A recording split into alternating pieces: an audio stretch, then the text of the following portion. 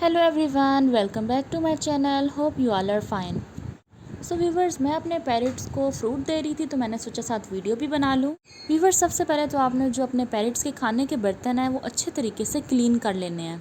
और ना आप लोगों ने टाइम डिसाइड कर लेना है कि आपने ना किस टाइम पैरट को ना फ्रूट्स देने हैं, क्योंकि इनके पास सनफ्लावर सीड्स जो होती हैं, इनकी मिक्स फीड वो तो होती है।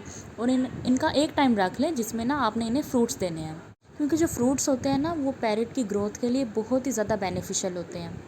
और बाकी जितनी भी ऑयली और स्पाइसी चीज़ें हैं ना वो पैरट्स को देने से अवॉइड कीजिए, क्योंकि ये पैरट की हेल्थ के लिए भी हार्मफुल है और इससे इनके ना फैदर वगैरह भी गिर जाते हैं।